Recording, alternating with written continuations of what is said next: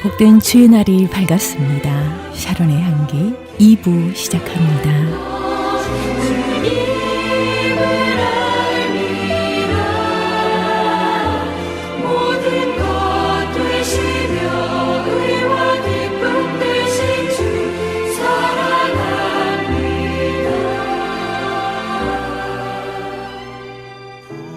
사랑의 우리 주님께 찬송과 영광을 돌리면서요, 하나님께 마음을 활짝 열어드립니다. 그리고 기도하며 내 안에 있는 인간적인 염려와 세속적인 생각들을 다 내려놓기를 소망합니다.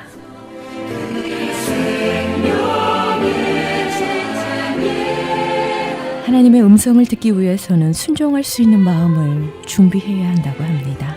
오늘 복된 주의 날 간절함과 사모함으로 하나님 앞에 나아가시길 소망합니다. 모든 것 되시며 의와 기쁨 되신 주 사랑합니다.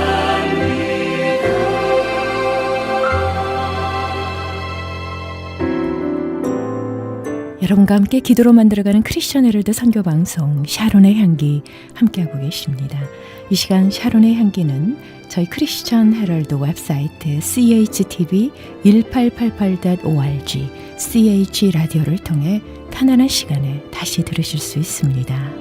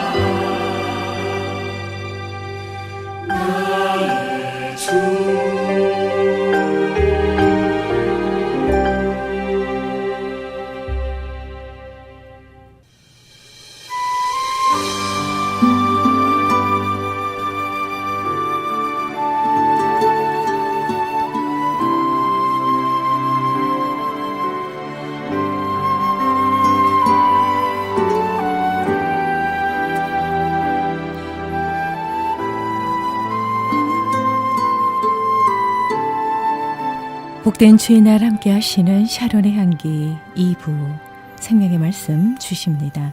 주십자가 교회의 정현석 목사님께서 은혜 주십니다. 창세기 12장 1절에서 20절까지의 본문 말씀으로 아브라함의 실패, 하나님의 열심이라는 제목의 메시지로 축복의 말씀 주십니다. 은혜의 시간 되시길 바랍니다. 하나님 품으로 한 걸음씩 나가네. 보혈을 지나 하나님 품으로, 보혈을 지나 아버지 품으로, 보혈을 지나 하나님 품으로. 하나님의 말씀 창세기 12장 1절에서 20절까지, 오늘은 아브라함의 실패와 하나님의 열심이라는 제목으로 은혜를 나누도록 하겠습니다. 흔히들 사람들은 왜 사는가, 어떻게 해서 사는가, 무엇하러 사느냐, 이런 질문을 합니다. 왜 사는가 하면 하나님의 명령에 쓰니까 사는 것입니다.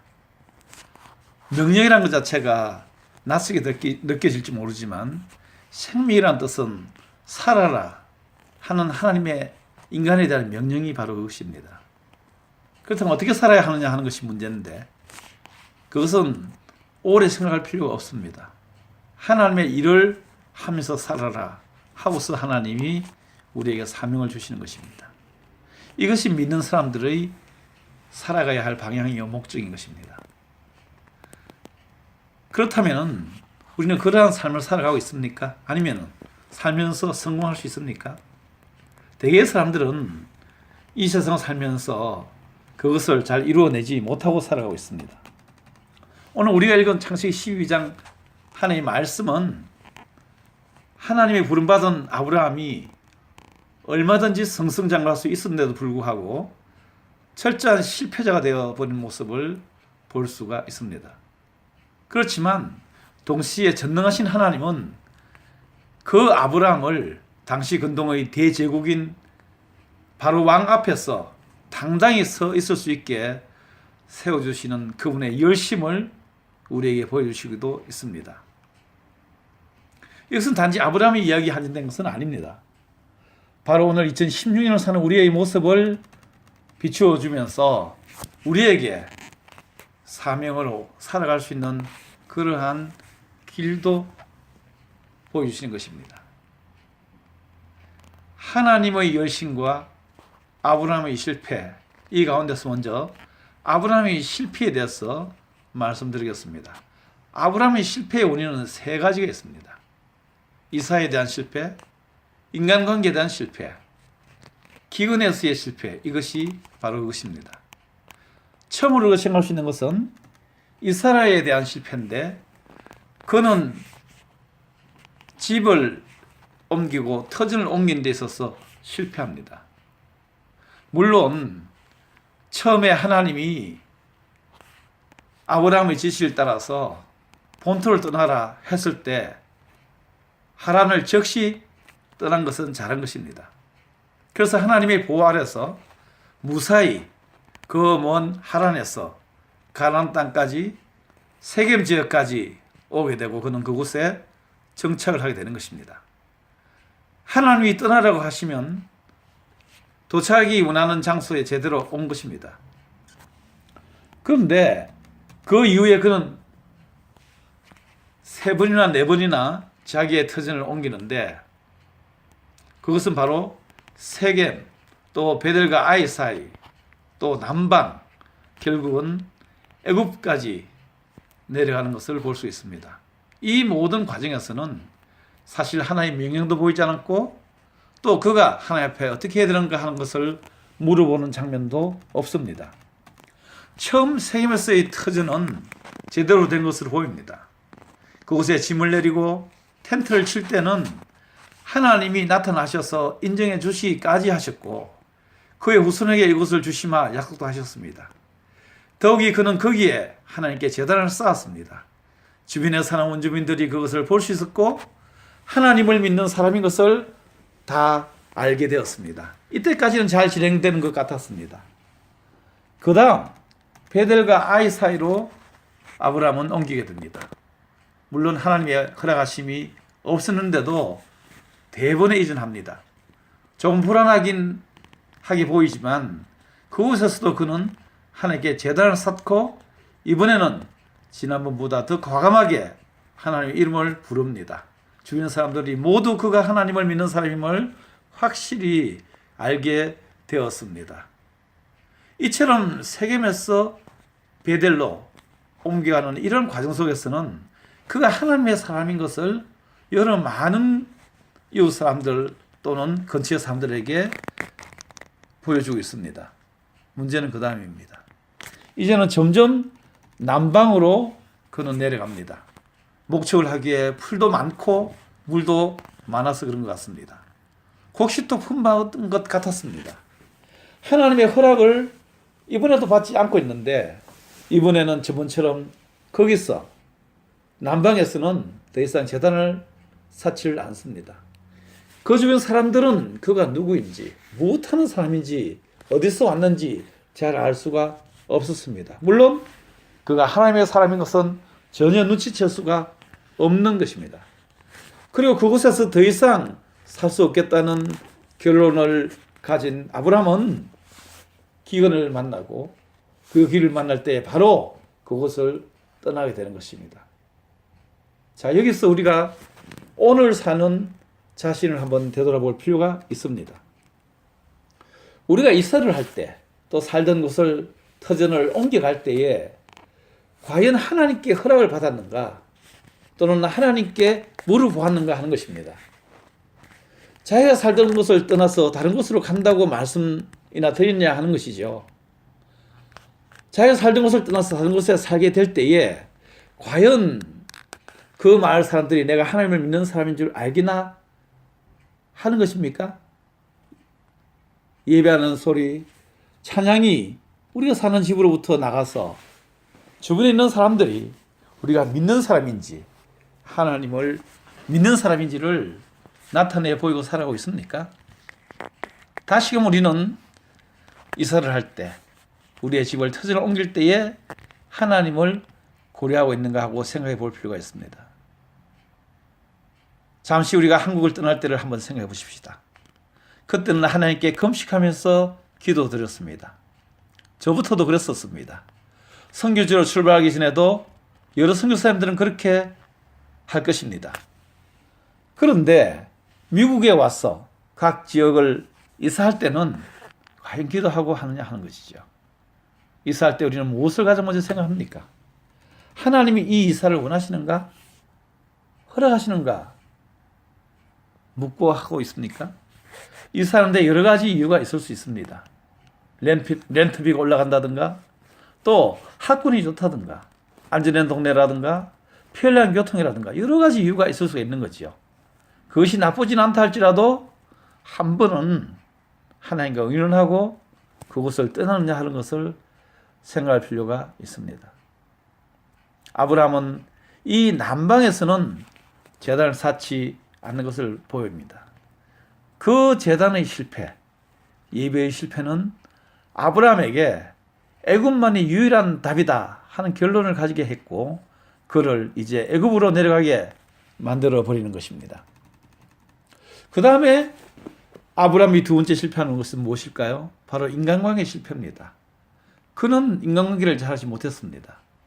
하나님은 분명히 그에게 본토 친척 아비 집을 떠나라 했습니다. 그래서 친척인 조카 롯을 데리고 갑니다.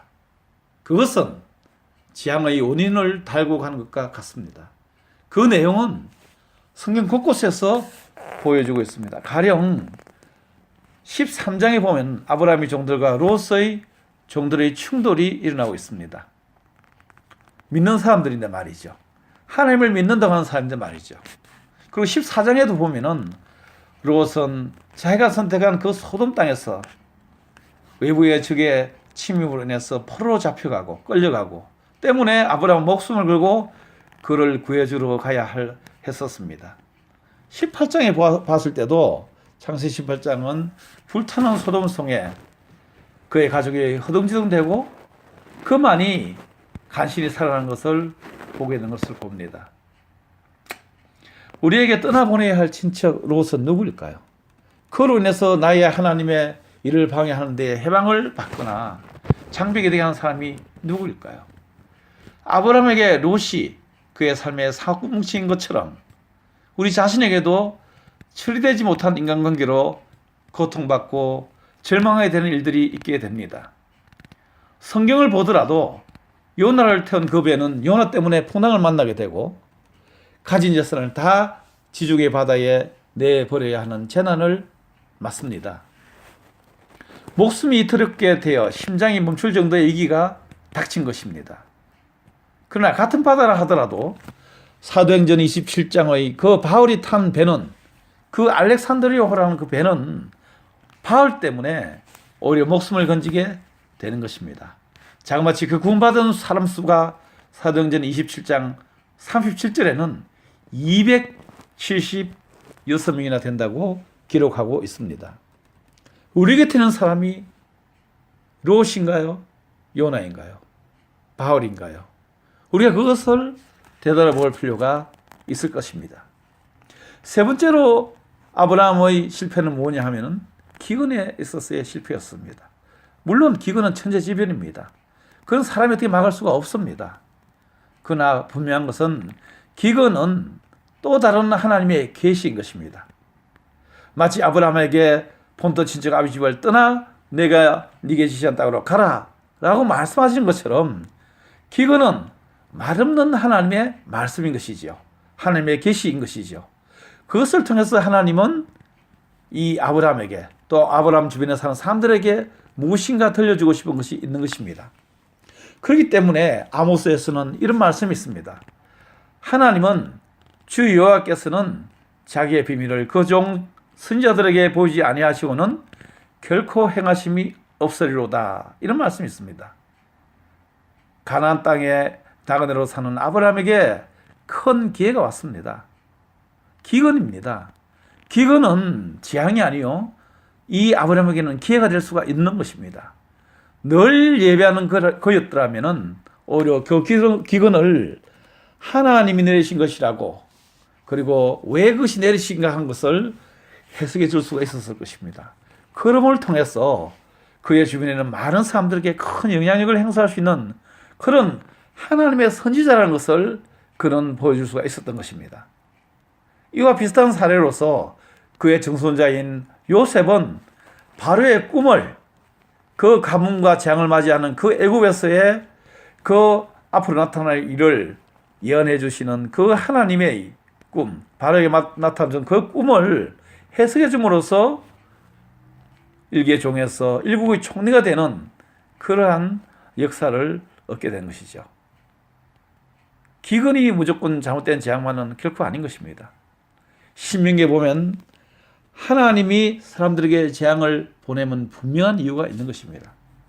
가뭄이라든가 홍수라든가 기근 또는 병충해, 전쟁, 이런 모든 것은 하나님의 또 다른 목소리라는 것을 우리는 확실히 알아야 하는 것입니다.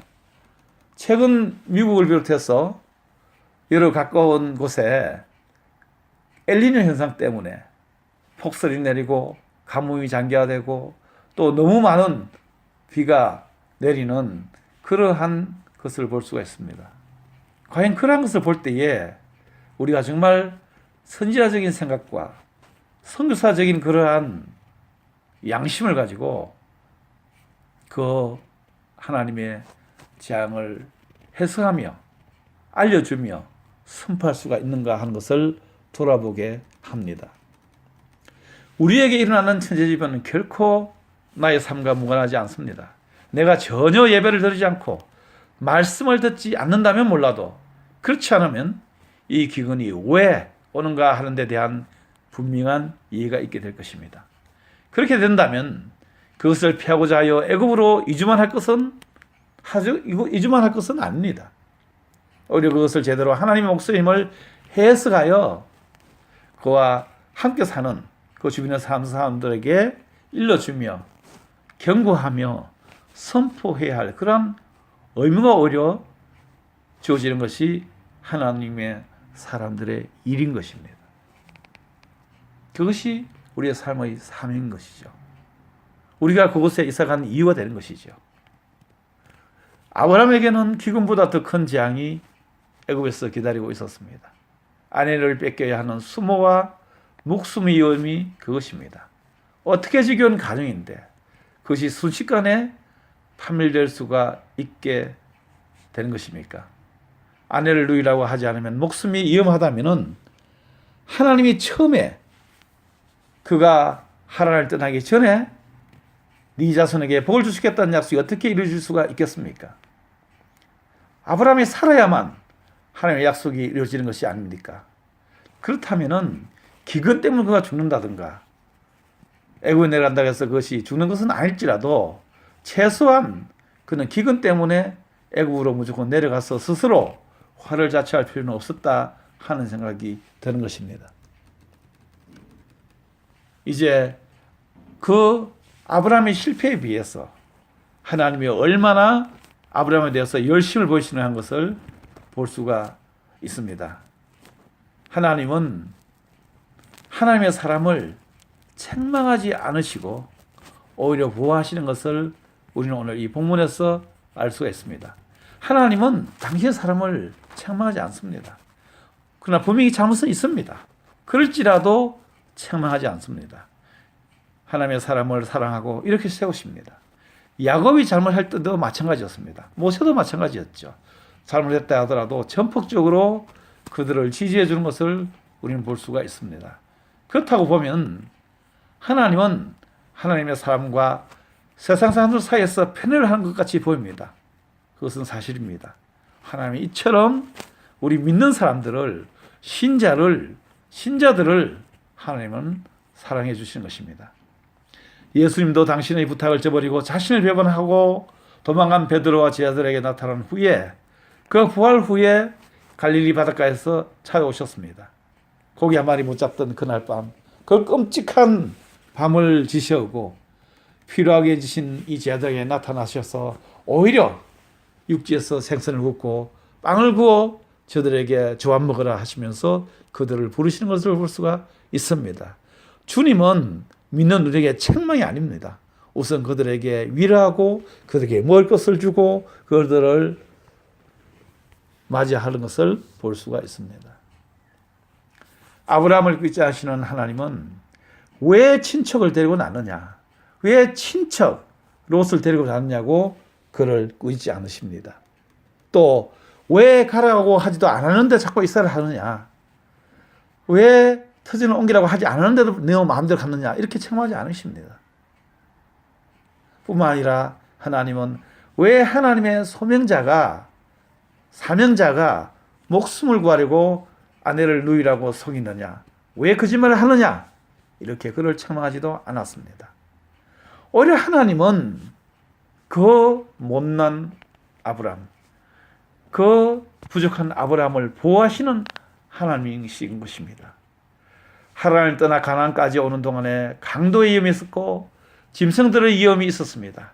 그럴 때마다 하나님은 보호해 주셨습니다. 낮에는 태양으로부터, 밤에는 달의 그 추운 곳으로부터 그들을 보여주신 것이죠.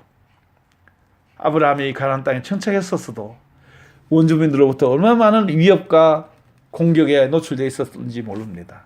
그러나 하나님이 보호해 주셨기 때문에 주변에서 쉽사리 가나안과 이 가나안 땅의 사람들은 아브라함의 가족과 아브라함을 해칠 수가 없었던 것입니다. 우리가 오늘 보는 대로 애굽 땅에서조차도 그 왕의 왕권이 그렇게 도도한데도 불구하고 아내를 뺏기지 않고 오히려 하나님께서는 그 아내를 되찾아 주시면서 도리어 그 애굽의 왕을 책망하고 재앙을 내림으로 그 재앙이 얼마나 크고 확실한 것인지 재앙을 당하는 바로조차도 그것이 하나님으로부터, 그것이 아브라함의 하나님부터 왔다는 것을 알게 해주신 것을 볼 수가 있습니다. 이제 말씀을 맺으려고 합니다. 하나님은 참으로 좋으신 하나님은 아브라함이 이사를 하거나 이전을 하거나 틀을 옮길 때에 또 인간적인 관계가 제대로 잘못됐다고 할지라도 기근의 상태 속에서 제대로 해석하지 못하다고 가지고 실패한다 할지라도 하나님은 그를 일으켜 승리자로 당당히 만드시는 것을 볼 수가 있습니다. 참 좋으신 하나님은 아브라함이 하나님의 말씀을 철저히 따르지 못하지만은 책망하지 않고 오히려 보호하시는 것을 알 수 있습니다. 참 좋으신 하나님은 결국 하나님의 신실하신 약속을 아브라함이 끝까지 이루 나갈 수 있도록 열심으로 그를 인도하시고 계십니다. 오늘 이민사회 속에서 우리의 삶이 얼마나 불확실하고 힘들고 어렵고 고통스럽고 서러움의 시간들이 많이 있습니까? 그러나 이 참 좋으신 하나님은 아브라함을 사랑하여 주셔서 그를 끝끝내 보살펴 주신 것처럼 오늘 우리에게도 그렇게 동일한 하나님이 우리를 보살펴 주시고 인도하시는 것을 믿으시는 여러분 되시기를 예수 이름으로 축원합니다. 하늘에 계신 하나님 감사합니다. 이 부족하고 미련하고 우둔한 저희들을 오늘도 이처럼 사랑해 주셔서 악한 자로부터 보호하여 주시고 해코지 않은 짐승으로부터 보호하여 주시고 불안정한 미래로부터 보호하여 주시고 오직 하나님의 사람인 것을 알게 하여 주심으로 당당히 일어서 살 수 있도록 해주신 놀라운 은혜 감사를 드립니다. 예수 그리스도의 이름으로 기도합나이다. 아멘.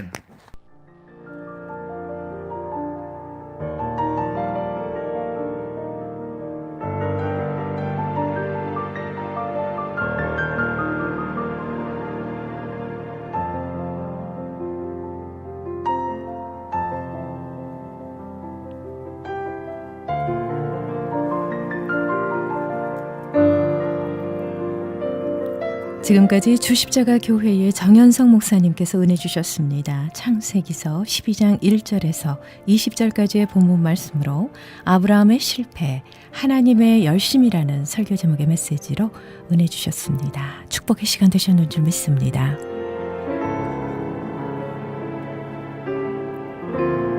주십자가 교회의 위치는 2205 사우스 호발트 블버드 LA에 자리하고 있습니다. 말씀 듣고 신앙상담 원하시는 분은 213지역 880-2624, 213-880-2624번으로 상담하시기 바랍니다.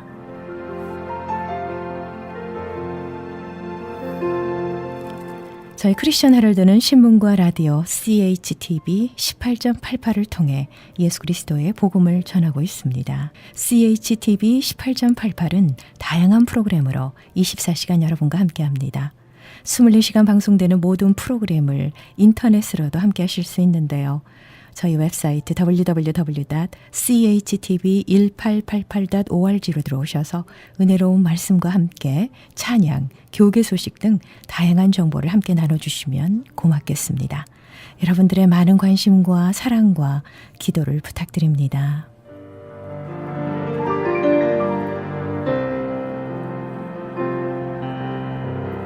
이 시간 함께하고 계시는 샤론의 향기는 저희 크리스천 헤럴드 웹사이트 chtv1888.org ch라디오를 통해 편안한 시간에 다시 들으실 수 있습니다.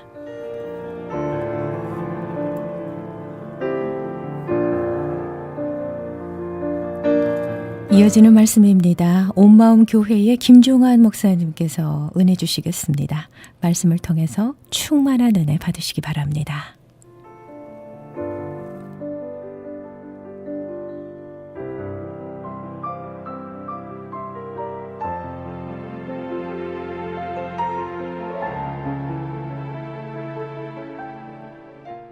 하나님은 여러분들을 이 땅의 지도자로 뽑으셨어요. 이 땅에 모범된 사람으로 선택하셨어요. 그러니까 여러분은 세상을 나가서 살 때 당당하게 살아야 되지만 어떤 의식을 가지고 살아내가 하면 나는 다른 사람들에게 영향을 주는 지도자다 라는 의식을 가져야 돼요. 오늘 예수님께서 우리를 지도자로 뽑아놓고 우리를 세상 가운데 어떻게 살아야 하는가를 가르쳐 주시는 말씀이 누가복음 9장에 있는 말씀이에요. 오늘 46절의 말씀을 보면 문제가 생긴 것 같아요. 제자 중에서 누가 크냐 하는 변론이 일어났다. 변론이라 했지만 사실은 싸움이에요. 다툼이에요. 근데 그 다툼의 내용이 뭐였죠? 누가 크냐. 이 누가 크냐 하는 문제는 2000년 전 예수님 제자들 사이에서만 있었던 문제가 아니고요. 그 전에도 있었고 예수님 상황 속에서도 있었고 지금도 있어요. 지금도 우리들 사회에서 우리 직장에 나가고 사람들 만나고 동창회에 나가고 심지어 가족들 간에도 누가 크냐? 다른 말로 하면 누가 잘났냐? 누구 의견이 옳으냐? 이건 좋은 쪽으로 말하는 거죠. 좀 더 노골적으로 말하면 누가 잘났니? 이런 거예요. 그리고 다 자기 주장을 침을 튀기면서 주장하는데 이야기인즉 대부분이 자기 의예요. 자기 기준에서 보는 옳은 거예요. 이런 거 있습니다. 요새 이민의 문제가 심각해요. 이민자의 문제. 우리 교인들 중에서도 미국에 시민권을 얻을 때 공화당을 선택할 거냐, 민주당을 선택할 거냐, 이렇게 하게 돼 있는데, 한국 이민자들, 굳이 한국 이민자들이 아니라 많은 이민자들은 대체로 진보적인 민주당을 선택해요. 이유는 뭐냐면 이민자들에서 관대하고요, 이민자들을 위한 정책 입안을 민주당이 많이 해요. 그런 생각하면 나는 상당히 진보적인 사람이다라는 생각을 해요. 그런데 역이민을 갔어, 한국으로. 다시 갔어요. 그래서 한국에서 살아. 근데 한국에도 지금 이민자가 많이 있어요, 없어요? 있어요. 동남아시아, 중국 많은 이민자들이 있어요. 그럼 한국으로 딱 돌아갔을 때 김종환 목사가 미국에서 이민 정책에 대해서 아주 우호적이고 진보적인 성향을 가졌는데 제가 한국에 딱 돌아가면 똑같이 그런 마음 가질까요? 여러분 가지겠어요? 아니야. 이민자들 조심해야 돼. 제한해야 돼. 이민자들이 말이야 사람을 죽이는 일도 많고 우리 직업 뺏고 사회 분위기가 나빠지고 뭐 이런 이유를 들어서 갑자기 돌변해요. 그래서 누군가가 물었어. 당신 미국에 있을 때는 이민자들 정책에 대해서 아주 관용적이었잖아. 근데 왜 한국에 와서 딴소리 하는 거지? 상황이 다르잖아. 그건 너 자네 몰라서 그래. 그건 미국에 있을 때고 한국에 있을 때 그렇게 하면 안 돼. 이렇게 말해요. 자기의, 이게 자기의예요. 내 판단, 내가 생각하는 대로 말하는 거예요. 그리고 그 잣대는 미국에 있을 때는 인지자를 쓰고 한국에 가면 미터자를 써요. 편한 대로 사용해요. 일정한 기준이 있는 게 아니라 자기 상황에 맞게 적절하게 카멜레온처럼 변화하면서 또 자기의 변화에 대해서 적절하게 자기가 옳다라고 말하고 해요. 이걸 자기의 그렇게 말할 수 있어요. 이런 의는 이렇게 자기를 정당화시키고 합리화시키는 우리들의 변명은 사실 꽤 많아요. 지금 제자들 사이에 다툼이 일어났는데 그 다툼의 내용은 뭔가 하면 누가 크냐, 누가 옳으냐, 누가 으뜸이냐, 누가 더 큰 사람이냐 뭐 이런 거예요. 근데 이 다툼이 누구에서 일어났다? 누가 지금 이렇게 싸우고 있다? 제자들. 예수님의 12 제자들 사이에서 이런 싸움이 일어났대요. 이런 싸움이 일어났을 때 가만히 보면 12명 중에도 대체로 자기들 사이에서는 12명의 서열이 있을 거예요. 그럼 위쪽에 서열에 있는 사람들이 싸웠을 것 같아요? 밑에 쪽에 있는 사람이 싸웠을 것 같아요?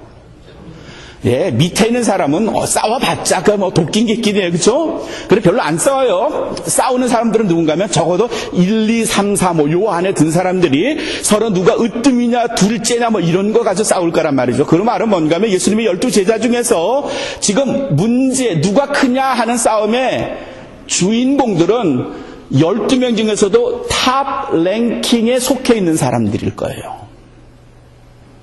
근데 이 사람들이 누군가 하면 예수님의 제자. 예수님을 쫓아다니면서 어떻게 청빈한 삶을 살고 다른 사람을 위해서 살고 어떻게 내가 빛이 되고 소금이 되어야 되는가를 끊임없이 예수님을 통해서 봤던 사람들이, 들었던 사람들이 자기들끼리 딱 있으니까 하는 소리가 뭔가 하면 누가 제일 클까? 누가 서열이 이길까? 누구의 말이 옳을까? 이렇게 싸웠다는 거예요. 예수님의 말씀을 듣고 봤던 제자들이 그랬대요. 신앙생활 30년 하셨어요? 50년 하셨어요? 장로예요? 목사님이에요? 이런 싸움이 신앙생활 30년 했건 50년 했건 장로 했건 목사님 했건 간에 상관없이 누구에게서라도 일어날 수 있다는 개연성을 우리에게 가르쳐주고 있죠. 예수님의 제자들조차도 이런 문제에 예수님의 소가리를 하신 거예요. 그럼 우리 교회 안에서 혹은 교회 단체 안에서 이런 다툼 무지 많이 일어나거든요. 자리 다툼, 권력 다툼, 또 무슨 돈, 금력 다툼 일어나거든요. 그러면 속으로 그러죠. 예수님 제자들도 그랬으니까 우리가 그러는 건 당연하지? 아니요. 안 당연해요. 우리가 어떻게 이 땅에 불림을 받았다고요? 세상을 변화시키고 다른 사람에게 영향력을 끼치는 이 세상의 지도자로 우리가 뽑힌 사람들인데 2000년 전 예수님 제자들이 그랬다고 우리까지 그래야 될까요? 그러지 맙시다. 그러지 맙시다. 그런 다툼, 누가 어떤 자리를 차지했느냐, 좀 거기에 초연하면 좋겠어요. 누가 목소리를 높인다고 똑같이 톤을 높여서 떠들지 말고요. 대들지 말고요. 그냥 그분 그렇게 큰 소리치게 놔두고요. 그냥 우리는 그리스도가 가르쳐준 방법대로 낮추며 사는 거죠. 이어지는 그 말씀을 보면요, 예수님께서 제자 하나를 어린아이 하나를 데려다 놓고 이런 어린아이를 영접하는 자가 가장 높은 자다, 가장 큰 자다 그러셨거든요. 우리 지금 생각엔 잘 이해가 안 돼. 뭐 어린아이 존중해주고 예뻐해주고 머리 쓰다듬고 안아주고 하죠. 네, 2000년 전 유대 사회에서의 어린아이는 정말 보잘것없는, 뭐 걔네들하고 상대한다면 거의 상놈 정도나 하지, 제대로 배운 사람, 갖춘 사람은 어린아이, 여자, 인격체로 보질 않았던 사회에서 예수님은 어린아이 하나를 존중해주면, 그 아이에게 인격적으로 대접해주면 그런 사람이 천국에서 큰 자야 그러셨어요. 이 제자들의 다툼이 이게 처음이자 끝일까요? 그랬으면 괜찮았을 거예요. 왜냐하면 제자들이 이제 예수님한테 좀 호되게 야단도 맞고 또 예수님으로부터 보고 들어서 성숙해서 그 다음엔 안 싸웠겠거니 했지만 불행해요. 제자들이 이 싸움이 처음 싸움이 아니고요, 또 싸웠어요. 누가복음 22장에, 그러니까 누가복음 22장은 예수님 사역 거의 끝이에요. 제자들이 1, 2년, 3년째, 예수님 3년째에 해당되는 내용이 누가복음 22장인데, 누가복음 22장 20절에 보면 이 제자들이 어떻게 했는가를, 여기에 중요한 한 단어, 한 글자가 뭐예요?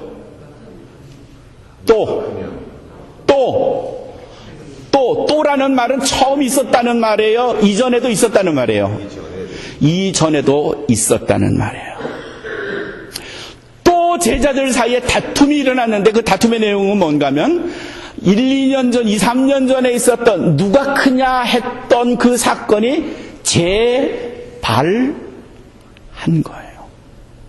제자들 사이에 또 싸움이 일어났는데 과거에 그 싸움이 또 시작이 된 거고 다시 재현된 건데, 또 이번에도 누가 크냐, 누구 말이 옳으냐, 누가 더 큰 사람이냐, 누가 예수님한테 사랑을 더 많이 받느냐, 뭐 이런 지리한 싸움이 일어난 거예요.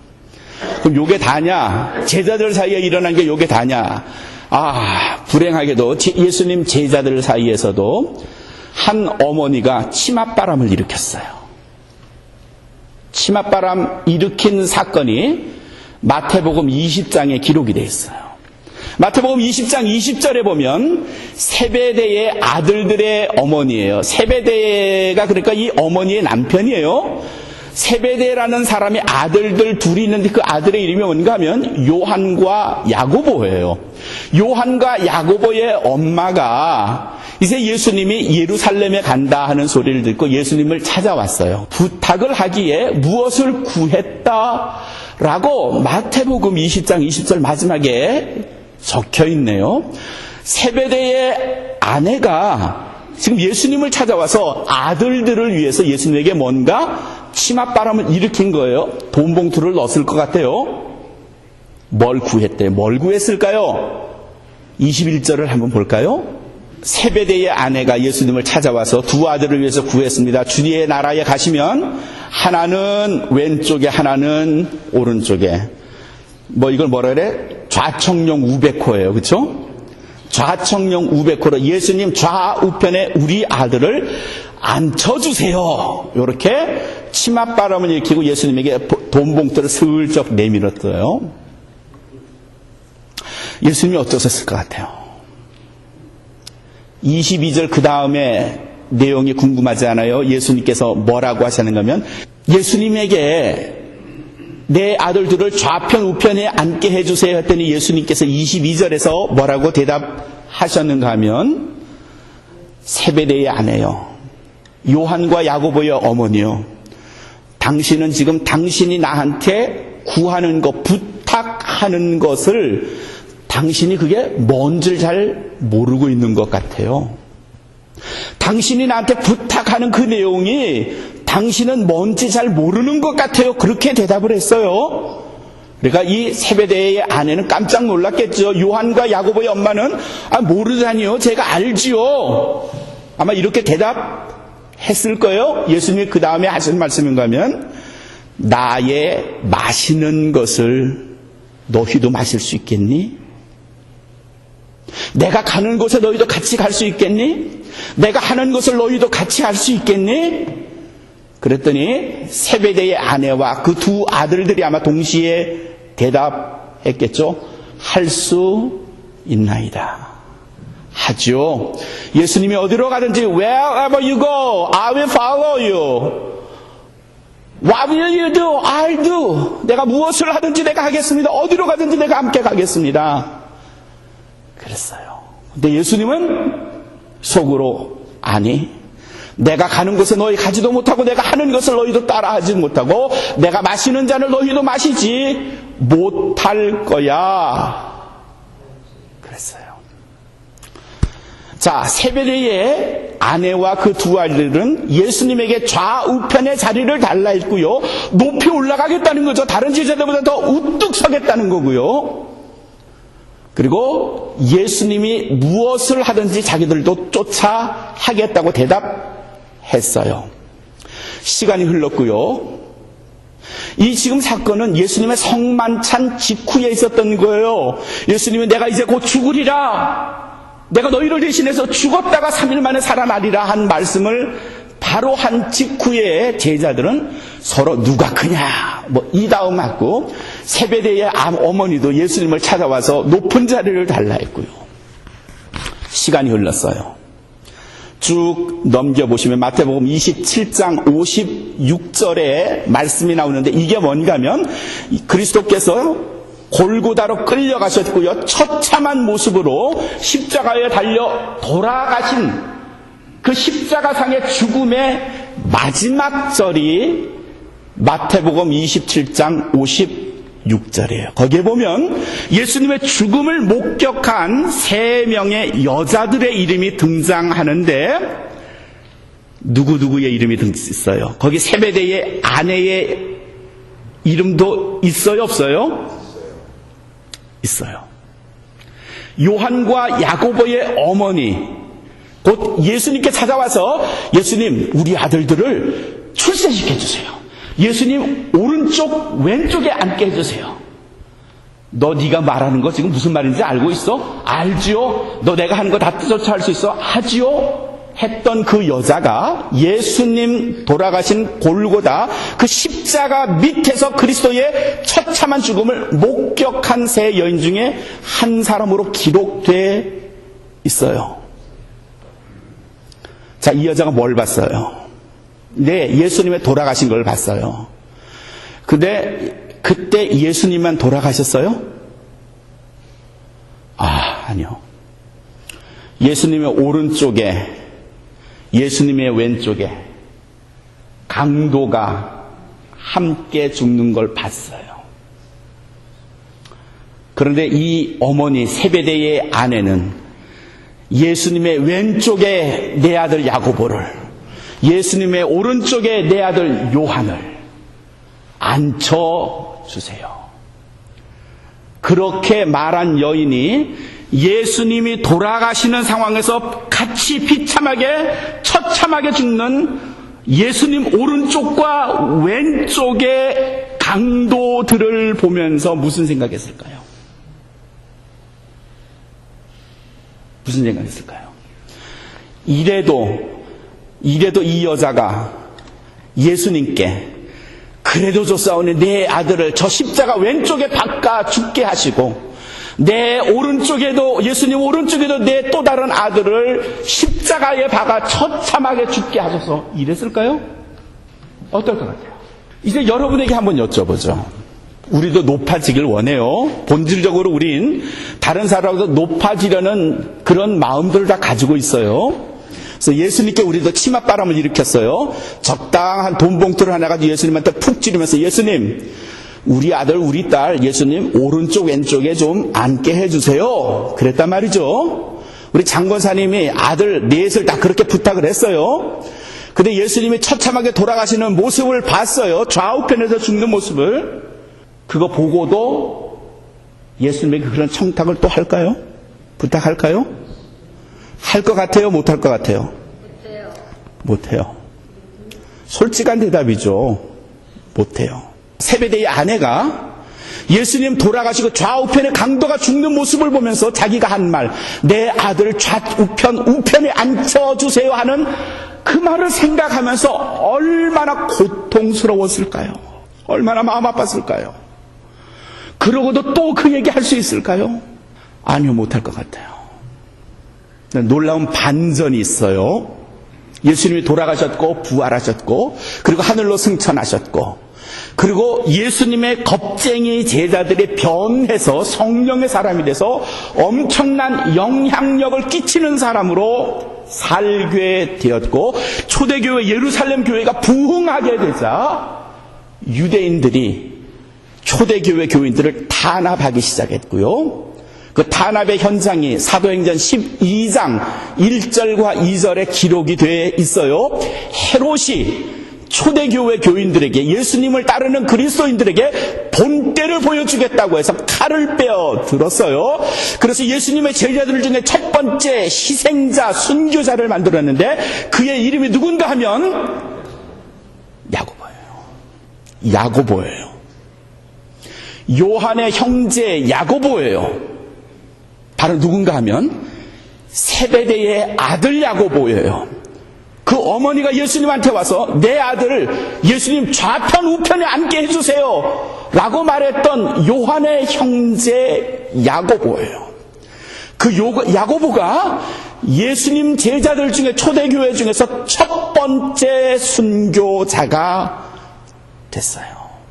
자, 다시 시간을 거꾸로 흘러서 예수님 돌아가신 그 직후로 돌아갑시다. 예수님이 돌아가시고 좌우편에서 끔찍하게 두 강도가 죽는 모습을 봤던 세베대의 아내 야고보의 어머니 요한의 어머니가 아마 두 아들을 만났을 거예요. 야, 내가 그때 말 잘못했어. 내가 할 수 있나이다 뭐 이랬는데 나 그거 취소할래. 그러니 앞으로 너희는 절대로 다른 제자들 근처에도 가지 말고 집에 꼭 틀어박혀 있어. 이랬을까요? 이랬을까요? 아니에요. 그렇게 안 했던 것 같아요. 아마도 이 세베대의 아내도 내적 갈등을 무척이나 많이 겪었을 것 같아요. 이 아들들을 어찌할꼬 내가 그렇게 말을 뱉었는데 그 참담한 죽음을 내가 봤는데 이 아들을 그 죽음의 현장 속에 내가 몰아넣을 수도 있는데 어찌할꼬. 그런데 제자들은 계속 모인다고 하고요. 예수님을 만났다고 하고요. 그리고 계속 그들이 전도하러 다닌다고 하고요.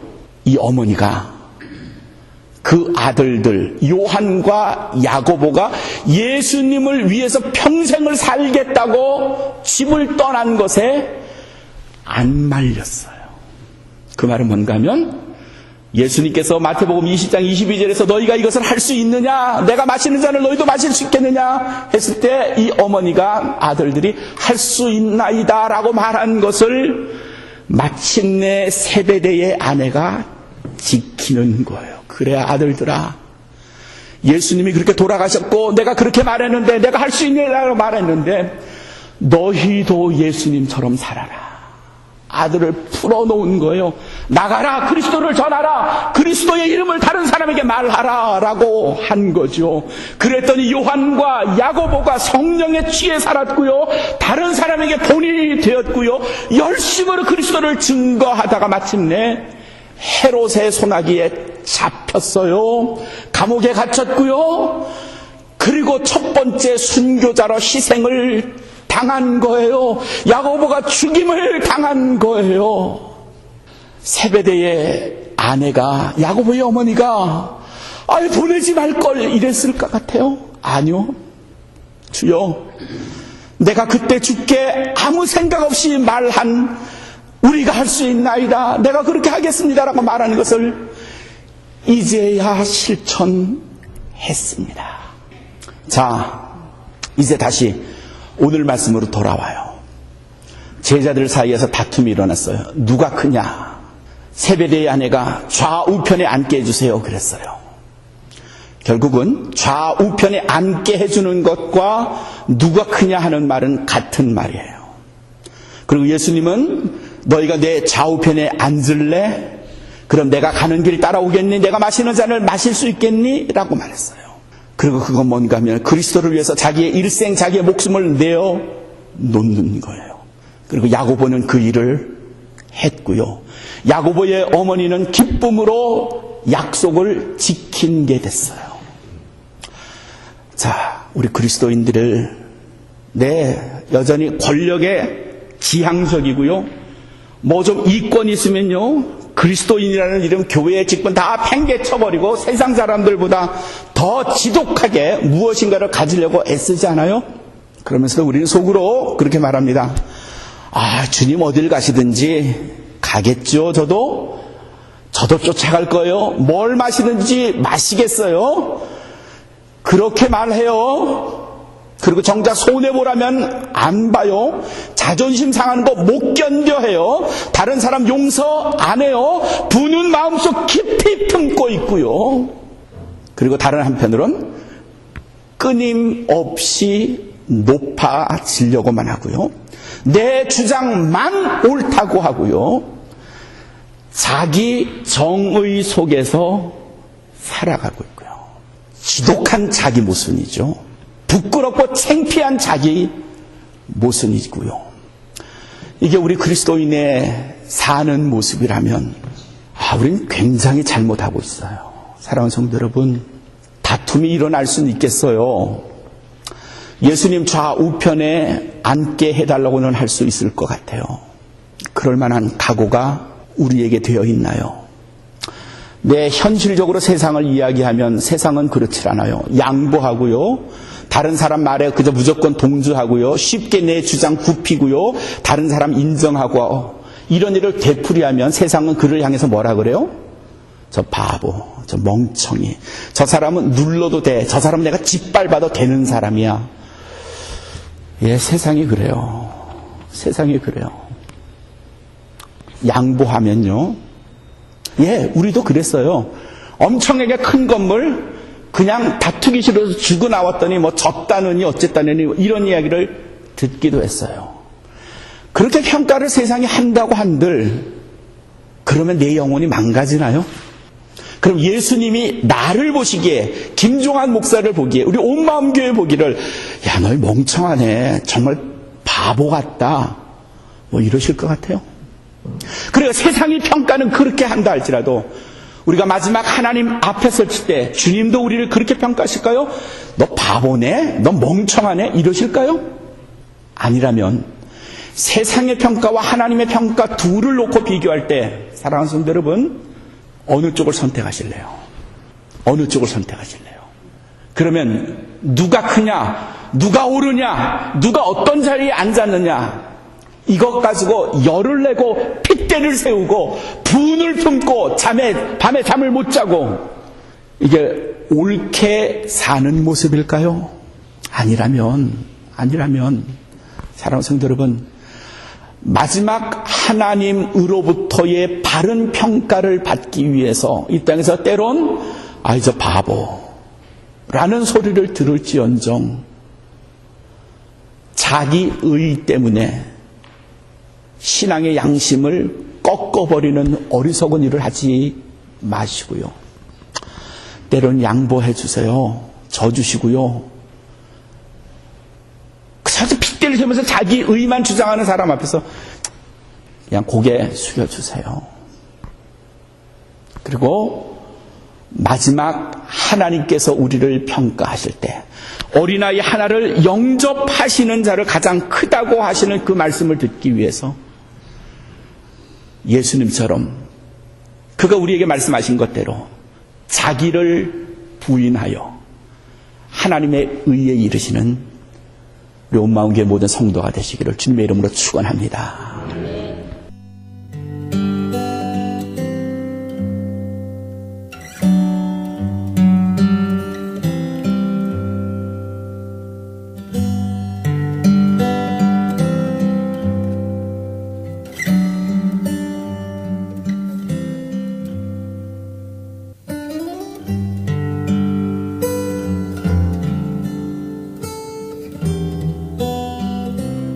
지금까지 온마음 교회의 김종환 목사님께서 말씀 주셨습니다. 말씀을 통해 축복의 시간 되셨는 줄 믿습니다.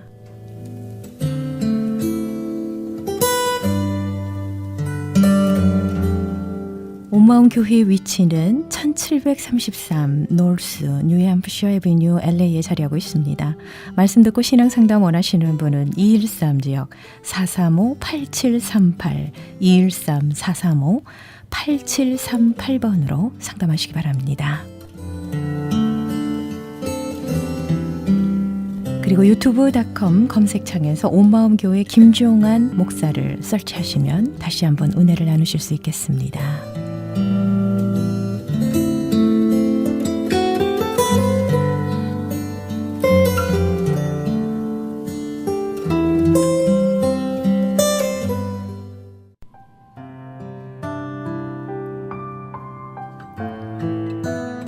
여러분께서는 지금까지 저희 크리스천 헤럴드에서 보내드리는 선교방송 샤론의 향기 2부 함께 하셨습니다. 온마음 교회를 섬기고 계시는 김미경 사모님의 너는 구하라 이 찬양 함께 하시면서요. 2부 여기서 마무리하고요. 저는 3부에서 다시 뵙도록 하겠습니다. 달의